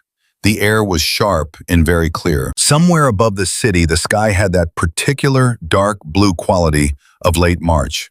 Not winter, but not spring yet. The kind of cold that was losing conviction. She stood there for what felt like a long time, but was probably 2 minutes. And then the door behind her opened, and Lorenzo came through it. He stopped beside her. He didn't say anything immediately. They stood together in the cold, looking at the city, and that silence was so different from every other silence she had experienced in the past 2 years that she noticed the difference physically, in her chest, in her shoulders, in the slow unclenching of something that had been held tight for so long she had forgotten it had ever been relaxed. "It's done," he said finally. "I know," she said. "How do you feel?" She thought about it honestly. She felt exhausted. She felt something fragile and enormous moving around inside her chest that she suspected would take a long time to fully understand. She felt the specific, strange emptiness of a person who has been defined by a war for so long that its ending requires a complete renegotiation of who they are. "I feel like I need to call my brother," she said. "Yes," he said, "and I feel like I need to sleep for approximately 4 days." "Also yes," he said. She looked at him. The city light caught the angles of his face, that sharp, careful face that she had been reading for 2 weeks, with the focused attention she usually reserved for things she needed to survive, and had come to recognize, in that time, as the face of someone who was exactly what he appeared to be, which in her experience was so rare it was almost a category error. "What happens now?" she said. "For you, I mean. This was connected to something larger you were building. Is it finished? Or is this just one piece?" "One piece," he said honestly. "There are others." "And where does that leave you?" "In exactly the position I've always been in," he said. "It's the position I chose. I know what it costs." She nodded slowly. "And where does it leave me?" He turned toward her slightly. "Where do you want it to leave you?" he asked. She thought about it. She thought about the version of herself that had walked into the Palmer House Hilton 3 weeks ago with a bruised wrist and a head full of careful silence. The woman who had gotten so good at being invisible that she had almost forgotten she was someone. She thought about Catherine Reese's leather folder. She thought about Danny, 22 years old, who was going to wake up in 30 days to a charged dismissal that would feel, she imagined, like coming up for air. She thought about who hurt you. 3 words. The question that had cracked the whole thing open. "I want to be somewhere that I'm not afraid," she said. "That's the only thing I know for certain right now. After that, I'm figuring it out." That's enough, he said. That's more than enough to start with. Lorenzo, she said. Yes. Thank you, she said. Not performed, not reflexive. The real thing, given by someone who had almost forgotten how it felt to mean it. He looked at her for a moment with that quiet, complete attention that had unsettled her at the gala, and that she had come to understand over 2 weeks was simply how he looked at things he considered important. Go call your brother, he said. She took out her phone. She dialed Danny. He answered on the first ring, which meant he had been waiting, which meant he had known something was happening tonight and had been sitting with it for hours, which was very Danny, who absorbed worry quietly and never called to ask. It's done, she said. The sound Danny made was not a word. It was the sound of 2 years of weight leaving a person's body in a single exhale. And it was the most beautiful thing Clara had heard in a very long time. Are you okay? He said when he had his voice back. I'm getting there, she said. That's the best thing you've ever said to me, he told her. She laughed. It came out slightly uneven, slightly wet at the edges. The laugh of someone who has been holding their face still for too long and has finally been given permission to stop. She covered it with her free hand, standing on the sidewalk outside the Palmer House Hilton, the city enormous and cold and indifferent around her, and laughed in a way she had not laughed in 27 months. She was still standing there when a black car pulled to the curb and Lorenzo reappeared at her elbow. You're not taking the bus tonight, he said simply. You don't know that I take the bus, she said. I know exactly how you get home, he said. You take the blue line to the 82 bus and walk 2 blocks in the dark. Not tonight. She looked at the car. She looked at him. She thought about what it meant, in the context of who he was, that this was how he expressed the fact that the last 2 weeks had changed something. Not with declarations, with logistics. With a black car on a cold night that meant she didn't have to be alone yet, when alone was still a thing with edges on it. You're extremely complicated, she told him. So I've been told, he said. She got in the car. As it pulled away from the curb, she looked back at the Palmer House Hilton, the lights of the lobby visible through the glass, the city moving around it the way cities move, continuous and enormous and entirely uninterested in individual stories. She had been invisible inside that building for most of her adult life. She had walked in and out of its service entrances dozens of times, carrying other people's food, wearing other people's uniform, existing in the margins of a world that barely registered her presence. She would not be invisible inside it the next time she walked through its doors. She didn't know yet exactly what she would be, but she knew, with the bone-deep certainty of a woman who had just done the hardest thing she had ever done, and had done it on her own terms, that it would be something she chose. The charges against Daniel Bennett were dismissed on a Wednesday morning in April, 29 days after the night at the Palmer House Hilton. Catherine Reese called Clara at 8:47, before Clara had finished her first cup of coffee, and said it in exactly 4 words. It's done. He's free. Clara sat down on the kitchen floor, not because her knees gave out, not because she fainted the way she had 3 weeks ago in a different context that felt now like it belonged to a different version of her life entirely. She sat down because the floor was solid, and she needed something solid under her while the information moved through her body and became real. She called Danny. He answered on the first ring, the way he always did when she called now. But his voice this time was different from every other time. It was the voice of someone who had just been handed back something they had stopped believing they would ever hold again. Catherine just called me too, he said. I know, she said.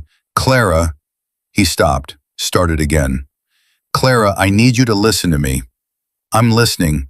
I spent 27 months being so angry at myself for what my situation did to you, he said, and his voice had the particular roughness of a man who had been carrying something for a very long time and was only now setting it down. And I know you're going to tell me it wasn't my fault. I know you believe that. But I need you to know that I know what you did. I know all of it. Catherine told me enough. And I need you to know that it matters to me. that you matter to me, and I'm going to spend the rest of my life making sure the situation is never reversed.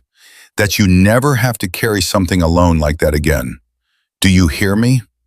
Clara pressed her free hand flat against the kitchen floor, the cool solidity of it, and said, "I hear you, Danny." "Good," he said.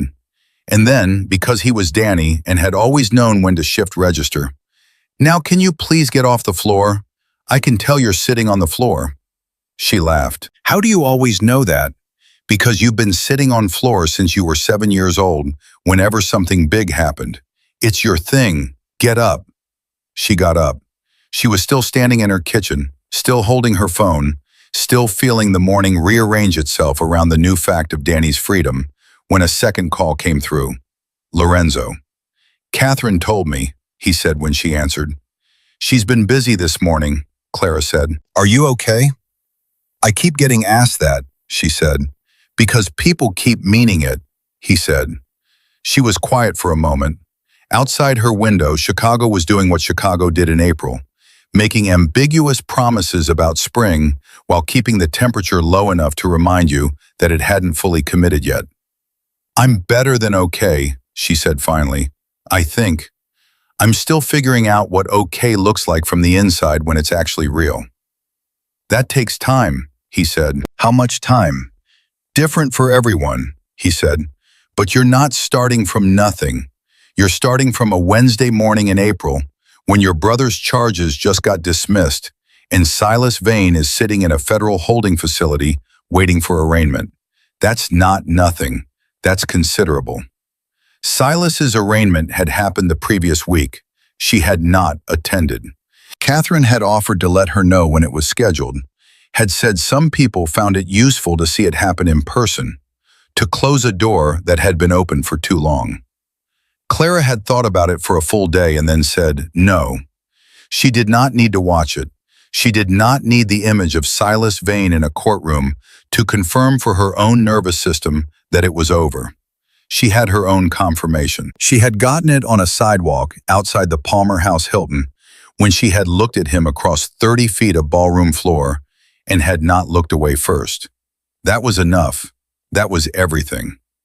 "I want to talk to you," she told Lorenzo, "in person, when you have time." "I have time tonight," he said. "Not the diner," she said. A pause. "Where?" "Somewhere that isn't connected to any of this," she said. "Somewhere new."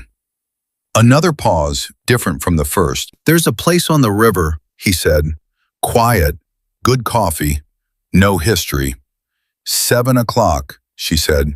7 o'clock, he confirmed. She spent the rest of the day doing ordinary things.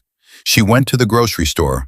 She called her landlord about the water stain, which was still on the ceiling, which she had been meaning to deal with since October, and which felt, today, like a thing that could actually be dealt with. She did laundry. She sat at her kitchen table and made a list of things she wanted to do, not needed to do, not had to do, wanted. The list was short and slightly awkward, like a muscle that had been unused for a long time and was being asked to work again. But it existed, and she kept it. At 6:30, she put on a coat that was not the thin gray one. She had bought a new one 2 weeks ago, dark green, warm, on sale. The first piece of clothing she had bought for herself in over a year that she had not assessed primarily in terms of what it covered. She arrived at the place on the river at 6:58. Lorenzo was already there. Of course he was. She was starting to understand that this was simply how he operated, that his punctuality was not about control or positioning the way Silas's had been, but about the straightforward fact that he considered other people's time important and acted accordingly. He stood when she came in, and she noticed, as she had been noticing things about him for 3 weeks, with the careful, accumulating attention of someone who had been burned before and was relearning how to look at fire, that the gesture was not performed. It was just what he did. They sat. Coffee came. The river was visible through the window beside them, dark and moving, the city reflected in broken pieces across its surface. "How are you, actually?" she said. "Not how am I. How are you?" He looked at her. Something in his expression shifted, a slight adjustment like a man who was not frequently asked this question and was locating the honest answer. Tired, he said. The vein case intersects with 3 other things I've been managing, and closing one thread doesn't close the others. But it's the right kind of tired. The kind where you know why you're tired, she said. Yes, he said, exactly that. She wrapped her hands around her coffee cup. I've been thinking about what comes next, she said, for me. And? I've been working catering jobs since I was 17, she said. I'm good at it and I've never once chosen it. I chose it the first time because we needed the money, and I kept choosing it because the flexibility worked around whatever Silas needed. And then I kept choosing it because by the time that was over, I didn't know what else to choose. She looked at the coffee. I want to do something that I chose that has nothing to do with surviving. What do you want to do? He asked. I don't know yet, she said. That's the problem. I've been in crisis management for so long that the part of me that knows what I want has been very quiet. I'm trying to remember how to hear it. What did you want before? He asked. Before all of it. She thought about it. I wanted to study social work, she said.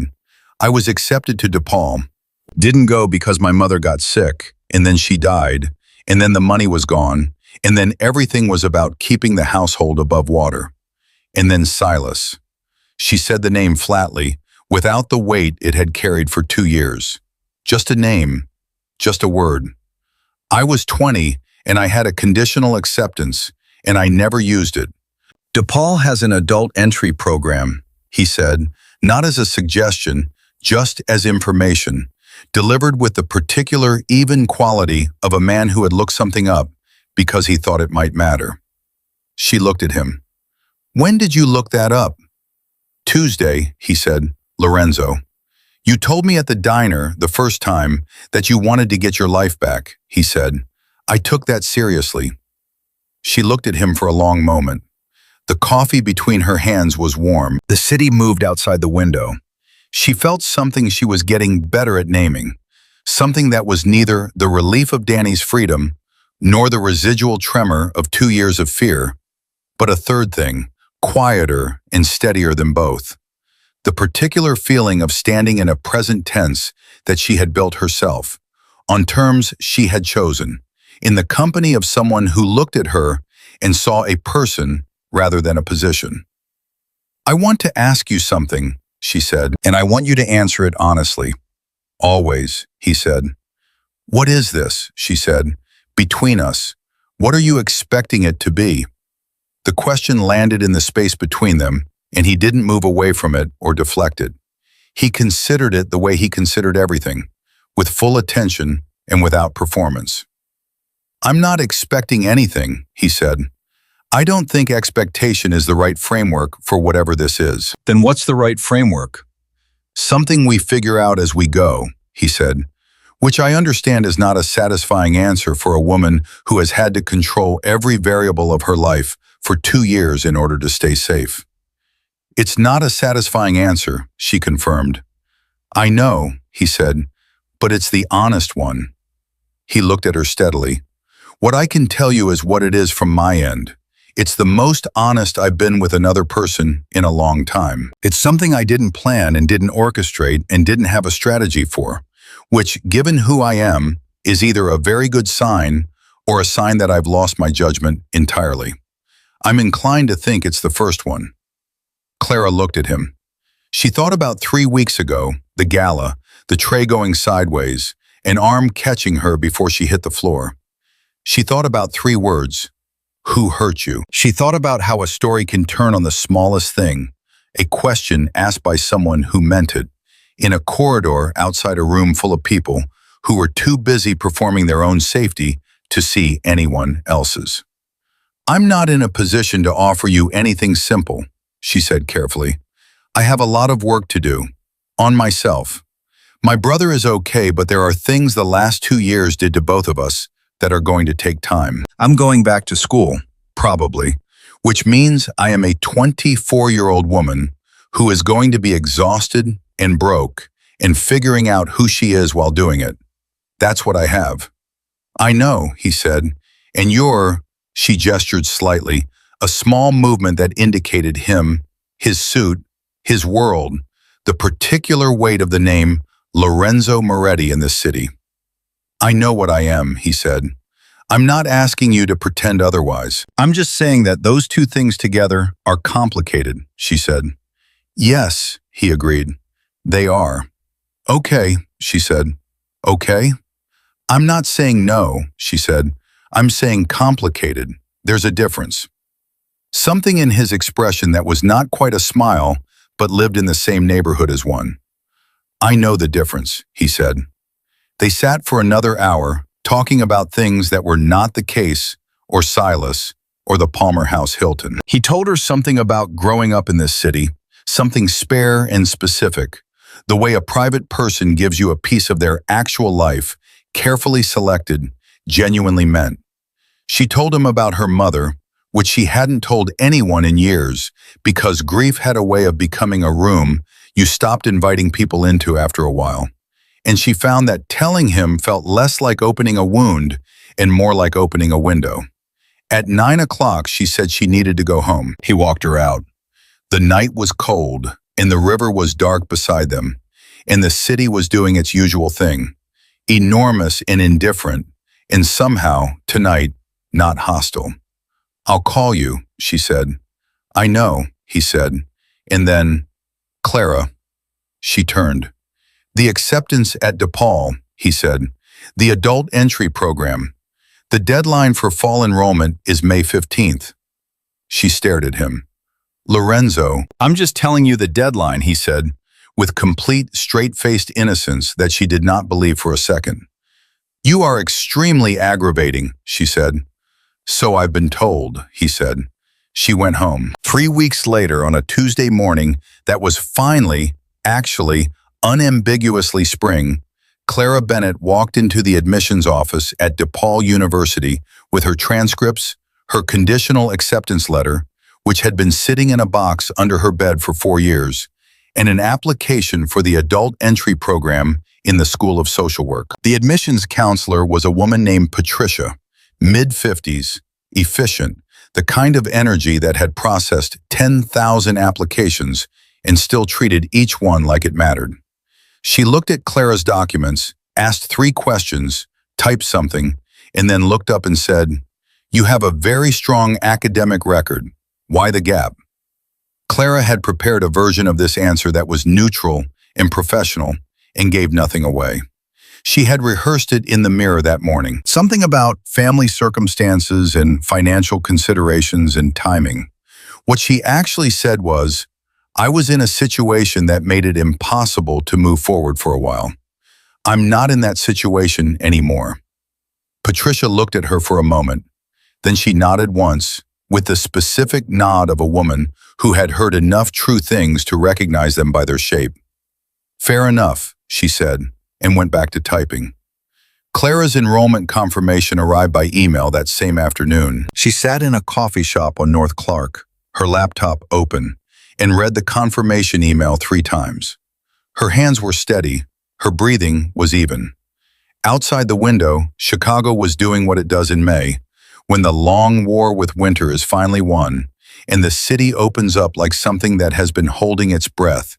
People on the street without their shoulders hunched, trees putting out their first tentative green, the lake visible in the distance like something waking up. She called Danny. I enrolled, she said. The sound he made was not a word. It was a sound she cataloged immediately and kept. The sound of her little brother understanding that his sister was building something from the wreckage they had both been living in, and that the building was real. Mom would have cried, he said when he had his voice back. Mom would have driven me there herself and taken 17 photographs of the door, Clara said. 18, Danny said. She always took 1 extra. They laughed. It was the kind of laughing that had crying underneath it and didn't bother hiding the fact. The kind that happens when relief and grief and love are all occupying the same moment, and there's no point trying to separate them. She called Lorenzo after. He answered on the second ring. You enrolled, he said, without preamble. How did you know I was going to call about that? Because it's Tuesday, and the confirmation emails go out Tuesday afternoons, he said, and she could hear in his voice that he had been waiting for this call, had been tracking the timeline, had been carrying the small anticipation of it, the way people carry things that matter to them. You looked that up too, she said. I may have called the admissions office, he said. Lorenzo. I asked one question, he said. I didn't interfere. I just wanted to know the timeline.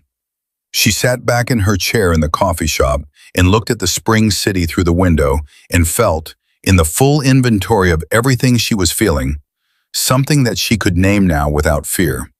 It was not gratitude, though gratitude was there. It was not relief, though relief was everywhere. It was something that lived underneath those things, quieter and more durable.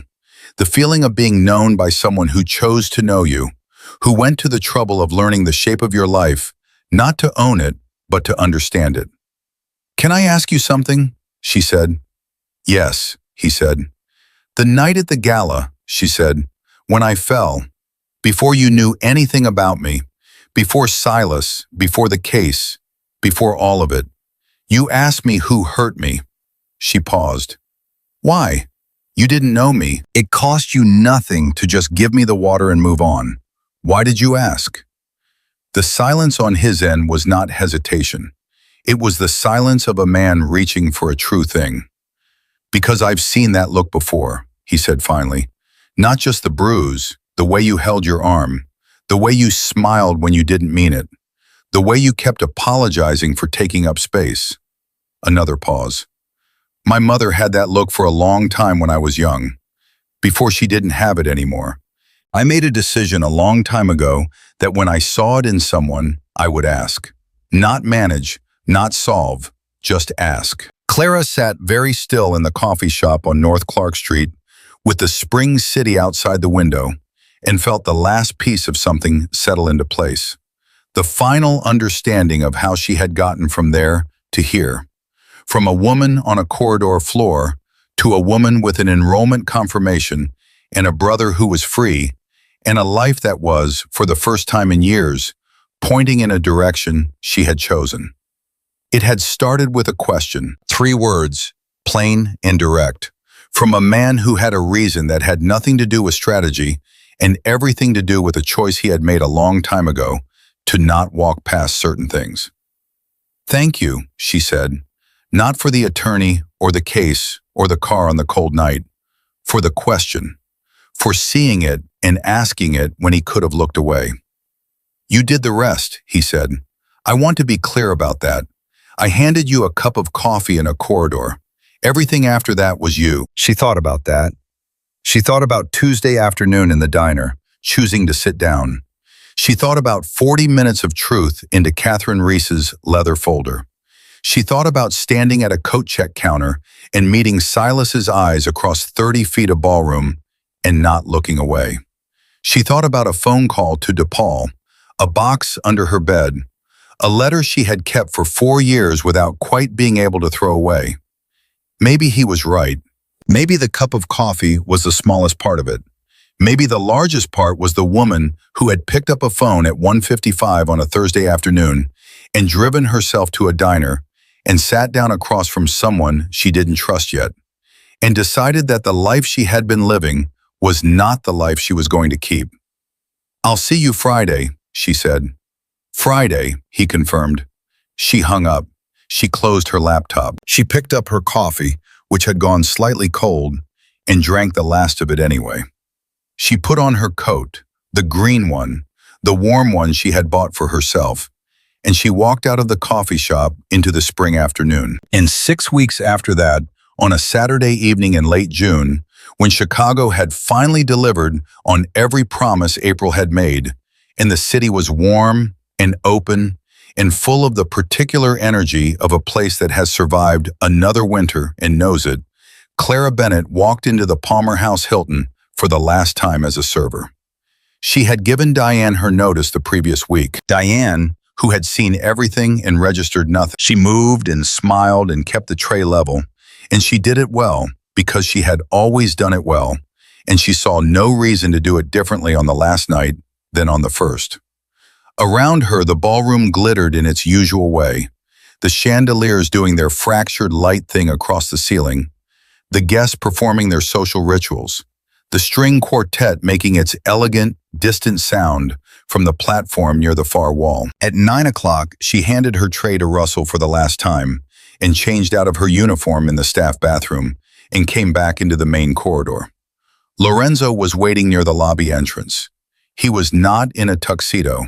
He was in a dark jacket, open at the collar, the version of him that was less the Sapphire Gala and more the diner on West Randolph, which was her preferred version, and she had stopped pretending otherwise approximately 3 weeks ago. He looked at her when she came through the door, and she looked at him, and something passed between them that was not new, but had deepened in the way things deepen when they have been tested and held.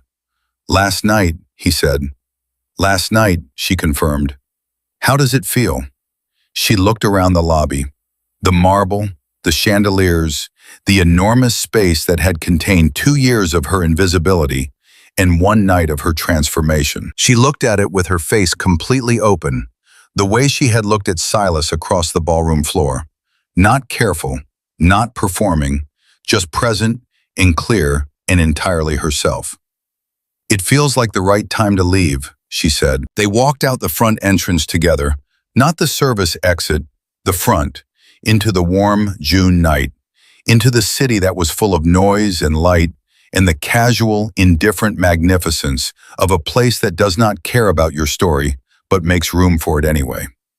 Behind her, the Palmer House Hilton continued its evening the way it always had and always would, enormous and gleaming and entirely unchanged. But the woman walking away from it was not the same woman who had walked into its service entrance 3 months ago with a bruised wrist and a head full of silence.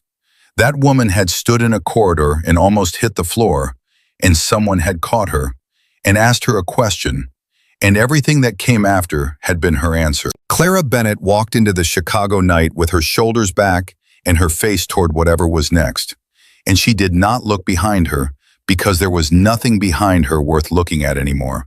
Only forward, only the wide and open fact of a life that was hers, entirely and finally and without condition, hers.